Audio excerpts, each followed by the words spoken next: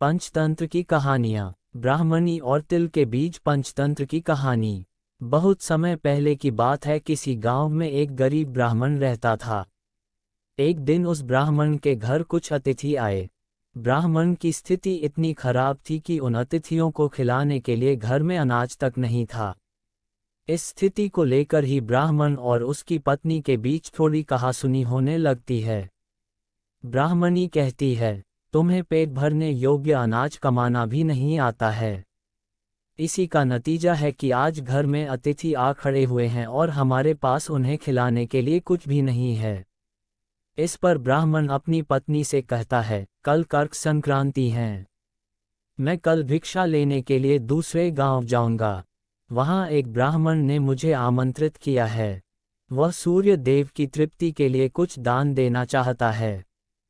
तब तक जो कुछ भी घर में है उसे आदर सत्कार के साथ अतिथियों के सामने रखो। ब्राह्मण की यह बात सुनकर ब्राह्मणी कहती है, तेरी पत्नी होकर मैंने कभी सुख नहीं भोगा है। न कभी खाने को मेवा मिष्ठान मिला, न ही धन के वस्त्र और आभूषण।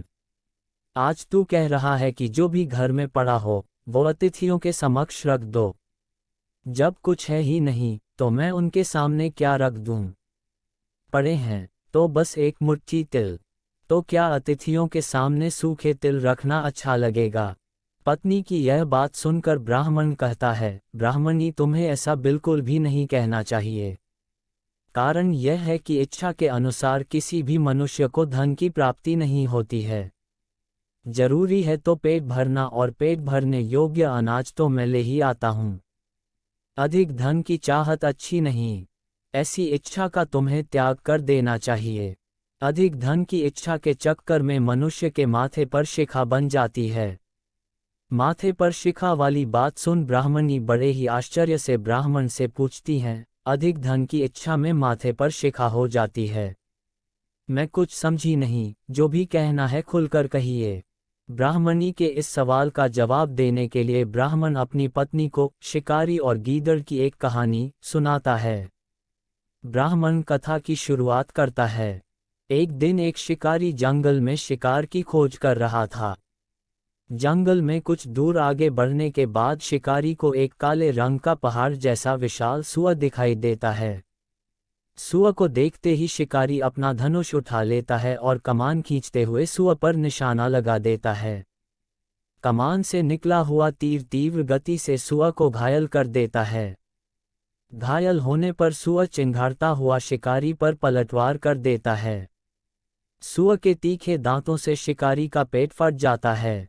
इस तरह शिकार और शिकारी दोनों का ही अंत हो जाता है। इसी बीच खाने की तलाश में भगता हुआ एक भूखा गीदड़ वहां से होकर गुजरता है जहां शिकारी और सूअर का शव पड़ा हुआ था। बिना मेहनत इतना सारा भोजन देख गीदड़ मन ही मन बहुत खुश होता है और मन ही मन सोचता है कि आज तो ईश्वर की बड़ी कृपा हुआ, जो इतना अच्छा और अधिक भोजन एक साथ मुझे मिला है। मैं इसे धीरे धीरे और आराम से खाऊंगा ताकि लंबे समय तक मैं इसे उपयोग में लाऊंगा। इस तरह मैं इस भोजन के साथ लंबे समय तक अपनी भूख को शांत रख पाऊंगा। इन सभी बातों पर विचार करते हुए गीदड़ सबसे पहले छोटी छोटी चीज़ों को खाना शुरू करता है। तभी उसे शिकारी के मृत शरीर के पास धनुष पड़ा दिखता है। गीदड़ के मन में पहले उसे ही खाने का विचार आता है और वह धनुष पर चढ़ी डोर को चबाने लगता है।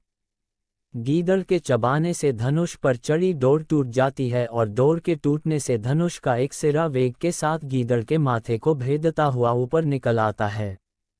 गीदड़ के माथे को भेद कर धनुष का जो सिरा गीदड़ के सिर पर निकल आता है, वह ऐसा प्रतीत होता है मानो गीदड़ के माथे पर शिखा निकल आई हो। घायल होने के कारण कुछ देर बाद गीदड़ की भी मौत हो जाती है। इतना कहते हुए ब्राह्मण कहता है, ब्राह्मणी इसीलिए मैं कहता हूँ कि जरूरत से अधिक लोभ से माथे पर शिखा आ जाती है। ये कथा सुनने के बाद ब्राह्मणी कहती है, ठीक है, अगर ऐसी ही बात है तो घर में जो मुट्ठी भर तिल पड़े हैं उन्हीं को मैं अतिथियों को खिला देती हूँ।